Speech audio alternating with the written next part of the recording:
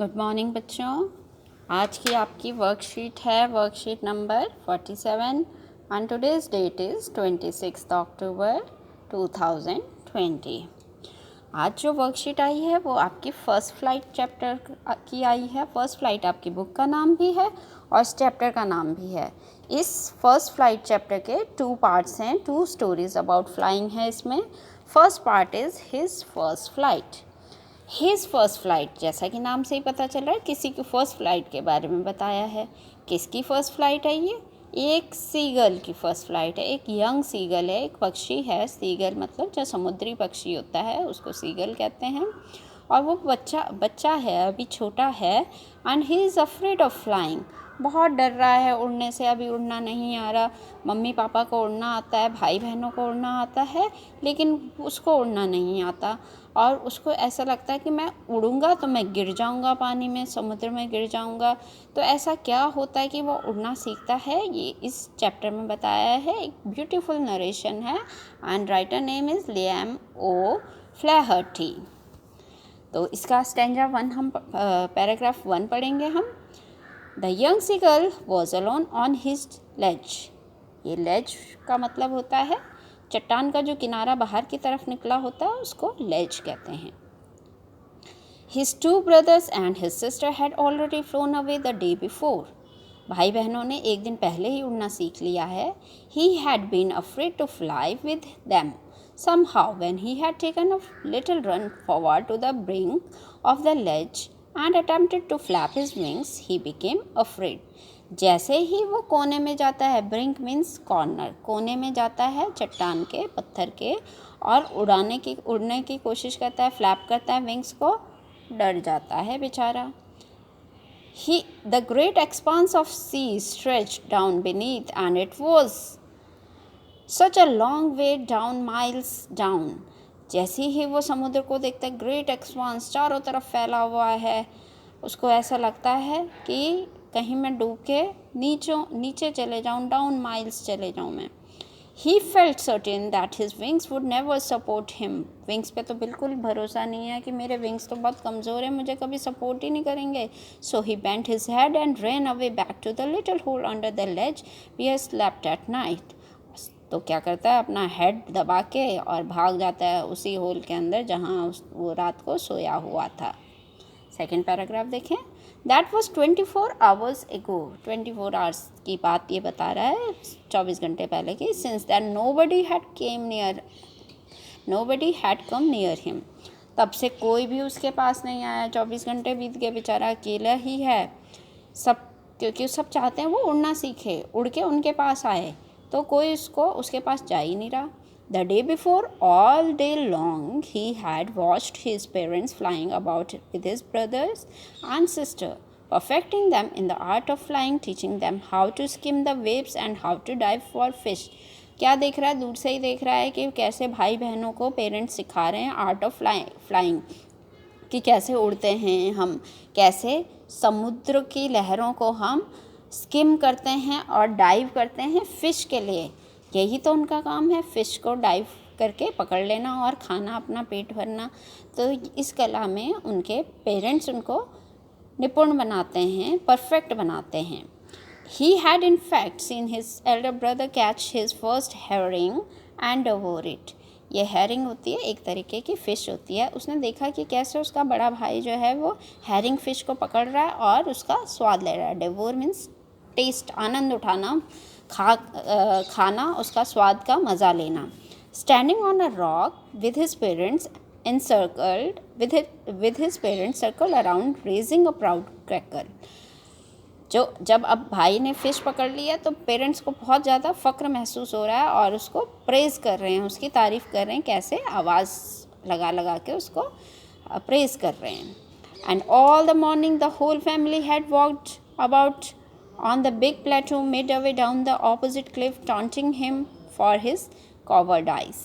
अब क्या कह रहे हैं कि सुबह सुबह सारी फैमिली वहाँ से चल पड़ी है। बिग प्लेटू, बड़े पठार के ऊपर बैठ रखी है, जो कि उस ऑपोजिट क्लिफ पे है।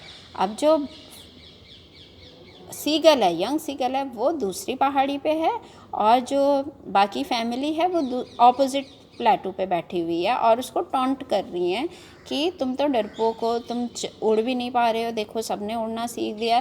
तो they all are taunting him for his cowardice. Third paragraph, he stepped slowly out to the brink of the ledge and standing on one leg with the other leg hidden under his wing, he has closed one eye, then the other and pretending to be falling asleep. अब क्या कर रहा है, अपनी तरफ ध्यान आकर्षित करने के लिए सबका कि फैमिली मुझे देखें, तो क्या करता है, कोने पे तो आ जाता है, लेज के पहाड़ी के कोने पे, चट्टान के कोने पे आ जाता है और एक पैर ऊपर उठाता है अपने और एक टांग पे वो खड़ा होके अपने एक टांग को विंग्स के अंदर छुपा रखा है, फिर एक आंख बंद करता है और फिर दूसरी आंख बंद कर देता है और सोने का नाटक करता है। Still they took no notice of him, लेकिन कोई उसको देख ही नहीं रहा। He saw his two brothers and his sister lying on the plateau dozing with their head sunk into their necks. दो भाइयों और एक बहन को क्या दिख रहा है कि वो ऑपोजिट प्लेटू पे बैठे हुए हैं और डोज कर रहे हैं। डोज मतलब आलस, छोटी सी नींद ले रहे हैं, उनको आलस आया हुआ है, उन्होंने तो अपना काम कर लिया, तो वो डोज कर रहे हैं, अपनी गर्दन को अपने नेक को जो है अपने छुपा के, संक मतलब जैसे पक्षियों को देखा होगा गर्दन नीचे करके वो सोते हैं। His father was preening the feathers on his white bag. Father क्या कर रहे हैं, अपने आप को प्रीन कर रहे हैं। प्रीन का मतलब सजाना होता है, संवारना होता है अपने आप को, अपने बीक से जो है अपने पंखों को वो शार्प कर रहे हैं। Only his mother was looking at him. लेकिन माँ को तो बच्चे का ध्यान रहता ही है, तो वो उसको देख रही है। वो भी चाहती है ये उड़े, तो इसलिए उसको पुचकारती नहीं है, बस उसको देखती है। She was standing on a high hump on the plateau, her white breast thrust forward. Now and again she tore at a piece of fish that lay at her feet and then scraped each side of her beak on the rock. अब क्या कर रही है, उसके हाथ में एक fish का पीस है, मछली का टुकड़ा है उसके पैरों में, पंजों में, और उसको स्क्रैप कर रही है each side of her beak on the rock. और उसको वो दिखा रही है जानबूझ के कि फ़िश को देख के तो ये उड़ के आए मेरे पास। अब आगे की कहानी इसमें हम नेक्स्ट वर्कशीट में पढ़ेंगे। यहाँ तक की स्टोरी है, कैसे वो उड़ना सीखता है, इसके आगे और इंटरेस्टिंग वे से बताया हुआ है कि कैसे माँ बच्चे को उड़ने के लिए प्रेरित करती है। अब हम इसके क्वेश्चन आंसर्स देखते हैं।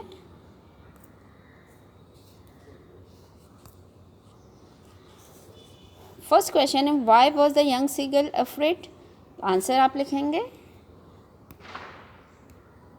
The young seagull was afraid to fly आ जाएगा answer. The young seagull was afraid to fly. Second question, first हो गया हमारा, second, what did the young seagull feel about his wings? अपने विंग्स के बारे में क्या सोचता है, अभी हमने पढ़ा कि मेरे विंग्स तो बहुत कमज़ोर हैं, मुझे सपोर्ट नहीं करेंगे, ये रहा answer. He felt certain that his wings would never support him. Third question, for how long the young seagull had been alone? कितने घंटे तक वो अकेला रहा? यहाँ पे ये रहा आंसर, for 24 hours. तो the young seagull had been alone for 24 hours. The young seagull, यहीं से आंसर आ जाएगा, had been alone for 24 hours. आपको क्वेश्चन से ही आंसर बनाना आना चाहिए। Fourth question, why was the whole family taunting the young seagull? क्यों whole family उसको taunt कर रही थी? ये देखिए मैंने आंसर नीचे लिखा हुआ है फोर्थ का, द होल फैमिली, यहाँ से कर लेंगे, the whole family was taunting young seagull so that, ये आ जाएगा, so that he could learn to fly. Fifth question, What did the young seagull do out of his sledge? ये तो simple सा है, यहीं पे पूरा आंसर है, ये वाला। He stepped slowly out to the brink of his sledge. कोने पे आता है, standing on one leg with the other leg hidden under his wing, and he closed one eye and the other and pretending to falling asleep. यहाँ तक आ जाएगा। What was seagull's father doing? seagull का father क्या कर रहा था? His father was preening the feathers. Seventh question, fifth हो गया हमारा, सिक्स्थ हो गया। Seventh question, pick out the word from the passage that means the same as. Synonym आपको ढूंढना है। द वर्ज मतलब कोना, किनारा, ब्रिंक, टू शार्पन, प्रीनिंग हो जाएगा। A narrow flat piece of rock that sticks out from the cliff. Edge हो जाएगा, सॉरी लेज हो जाएगा, लेज वर्ड का बहुत बार यूज़ हुआ है। तो कोना जो बाहर की तरफ निकला होता है उसको लेज कहते हैं। An area of land that is higher than the land around it plateau आप SST में पढ़ते हैं जो कि पठार को, इसको हिंदी में पठार कहते हैं, जो थोड़ा ऊपर की ओर होता है ज़मीन से। ई का है to move slowly, to move lightly just above a surface और सी।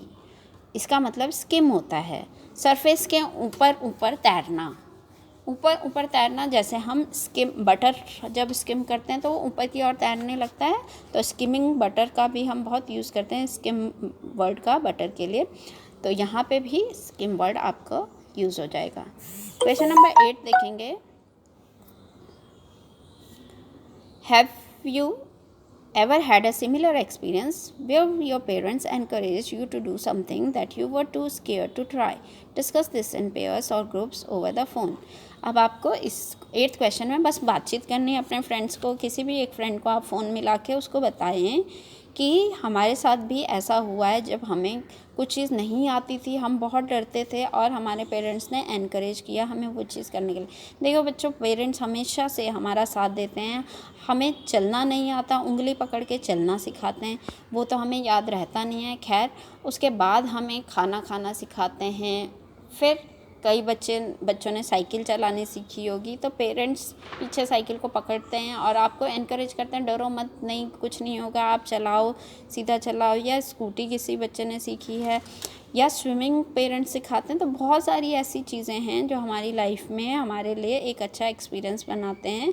पहले हम डरते हैं, लेकिन थोड़ा सा एनकरेजमेंट साथ देने और पेरेंट्स का हमेशा साथ रहने से हम वो चीज़ सीख जाते हैं। फिर हमें लगता है अच्छा ऐसा भी कभी हुआ है कि हमें ये चीज़ नहीं आई है।